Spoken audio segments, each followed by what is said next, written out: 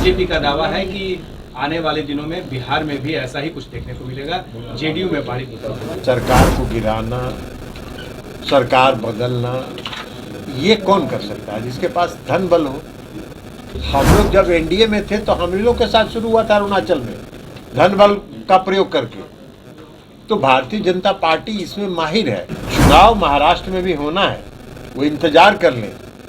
महाराष्ट्र में उनको इसका खामियाजा भुगतना पड़ेगा। तो आप देख लीजिएगा, मध्य प्रदेश का चुनाव भारतीय जनता पार्टी बुरी तरह हारेगी।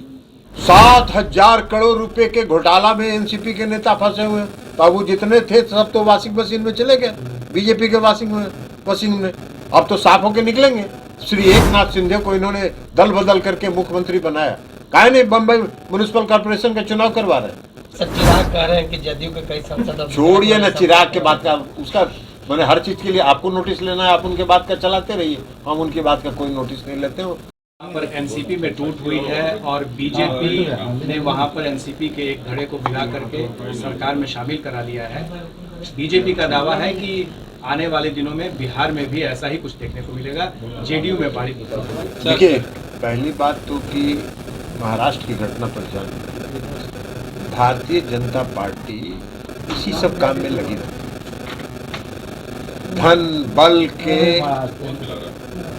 बल के बल पर, ताकत पर सरकार को अपदस्थ करना, सरकार को गिराना, सरकार बदलना, ये कौन कर सकता है जिसके पास धन बल हो।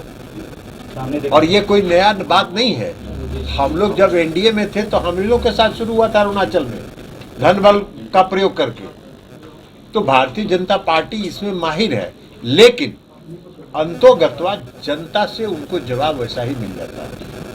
चुनाव महाराष्ट्र में भी होना है, वो इंतजार कर लें। महाराष्ट्र में उनको इसका खामियाजा भुगतना पड़ेगा। मध्य प्रदेश में उन्होंने किया था ना कुछ दिन पहले। आज मध्य प्रदेश में चुनाव अगले 2-3 महीनों में होना है और आप देख लीजिएगा, मध्य प्रदेश का चुनाव भारतीय जनता पार्टी बुरी तरह हारेगी। तो इसलिए क्षणिक लाभ के लिए वो जितना धन बल का प्रयोग कर ले, उससे कोई फर्क नहीं पड़ता है। जनता सब आंख खोल कर देखती है इनके कारनामों को, इनके काले कारनामों को। अब अभी कुछ दिन पहले प्रधानमंत्री जी का भाषण सुन रहे थे।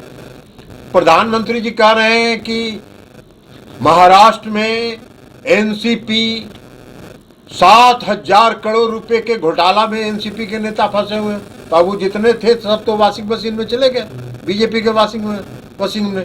अब तो साफ होके निकलेंगे, सफेद होके निकलेंगे। क्या बात करते हैं।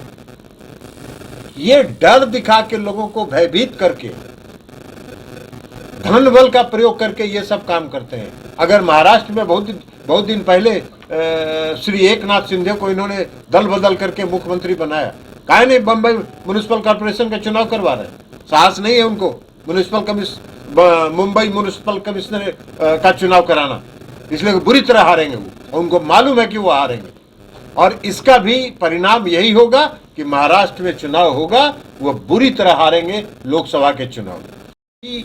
दल जो हैं उनके इस कारनामों से और मजबूती के साथ एक होंगे और ये उनका कारनामा जो है ये इस बात का प्रमाण है कि वो घबराए हुए हैं। विपक्षी एकता के प्रयास से वो दहशत में है और एक साइकोलॉजिकल, मनोवैज्ञानिक परिस्थिति पैदा करना चाहते हैं जो नहीं होने वाला है। सर, यूसीसी को लेकर काफी सरगर्मी है। यूसीसी के बारे में हम लोग का स्टैंड बहुत पहले से साफ है। समान आचार संहिता जो है कई धर्मों को प्रभावित करता है और सभी धर्मों के जो स्टेक होल्डर्स हैं, सभी धर्मों के प्रभावित लोग हैं, जब तक उनमें आम सहमति नहीं होगी तब तक आप इस कानून को लाना उचित नहीं है इस देश में। सर, क्या ऑपोजिशन मीट का जो डेट है वो सर ये हमको नहीं मालूम। सर, चिराग कह रहे हैं कि जदयू के कई सांसद, छोड़िए ना चिराग के बात का, उसका मैंने हर चीज के लिए आपको नोटिस लेना है, आप उनके बात का चलाते रहिए, हम उनकी बात का कोई नोटिस नहीं लेते हो। कोई मतलब ही नहीं है उनकी बात करने।